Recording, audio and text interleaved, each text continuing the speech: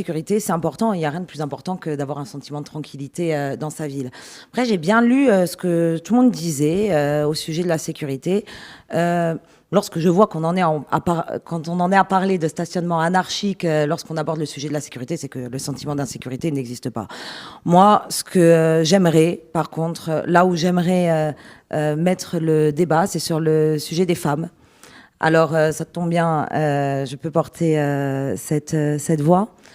Vous savez que les premières victimes d'insécurité en Corse, ce sont les femmes, dans le cadre familial, dans le cadre privé.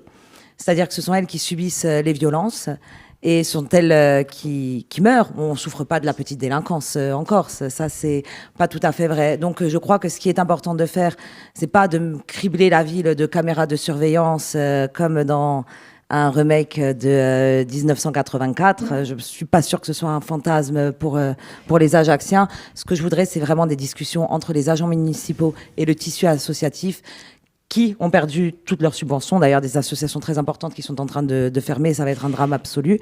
Donc moi, ce que je veux, c'est que le sujet de la sécurité soit un sujet populaire, mais lorsque je dis populaire, qu'il implique les associations, les agents municipaux et qu'on n'isole plus les gens. Bon, il y a au moins deux grands sujets. Un sujet lié déjà à la délinquance sur le trafic de stupéfiants, il faut le savoir. Il y en a de partout dans la ville. Alors, il n'y a pas un endroit pas un quartier qui est épargné.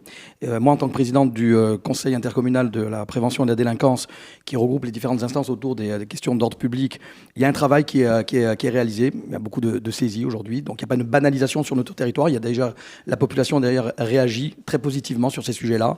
Alors, c'est vrai qu'en fonction après du tissu et des relais qu'on peut avoir dans les quartiers, on est plus ou moins bien informé. Moi, je découvre, en faisant le tour de la ville, il y a parfois des situations qui ne sont pas évoquées parce que les gens, soit ils ont peur, soit il y a une forme de résignation.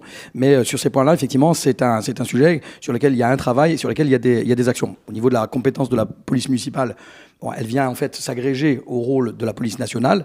Moi, à titre personnel, on a donné des moyens supplémentaires, ça n'arrête pas, les caméras, on en a mis un peu plus. Ce sont des outils au service de cette politique-là.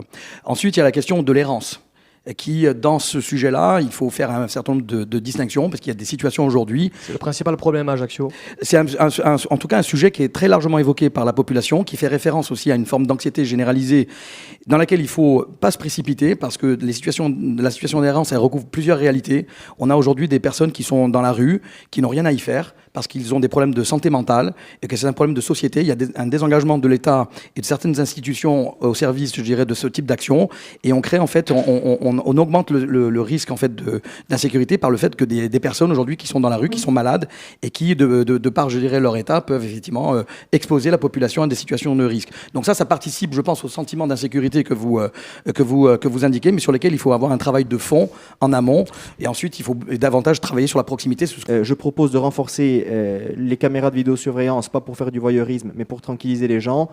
Je propose de mettre une antenne de la police municipale dans le quartier des Cannes pour que ce soit une police de la tranquillité publique. Je propose d'avoir une tolérance zéro avec les phénomènes de délinquance et de trafic de stupéfiants. Je sais que vous appartenez à un courant politique qui est assez ouvert sur ces questions-là. Moi, en ce qui me concerne, c'est tolérance zéro. Il y a un sentiment d'insécurité qui existe, donc il faut mettre des moyens face à ça. Les moyens, c'est la police de proximité, donc des gens qui patrouillent et qui ne soient pas devant les écoles à mettre des PV aux parents d'élèves mal garés. Donc il y a des choses à faire, ou se promener dans la rue Fèche le matin où il n'y a personne. Il y a des quartiers aussi, vous savez aussi bien que moi, au Cannes, à Pietralbe, il y a des quartiers où on deal devant les caméras, parce que bon, voilà, la police municipale, on a aussi des gens qu'on connaît, donc qui vendent devant les caméras et il ne se passe rien. Donc il faut redéployer la police municipale et la mettre dans les quartiers où ils en ont besoin.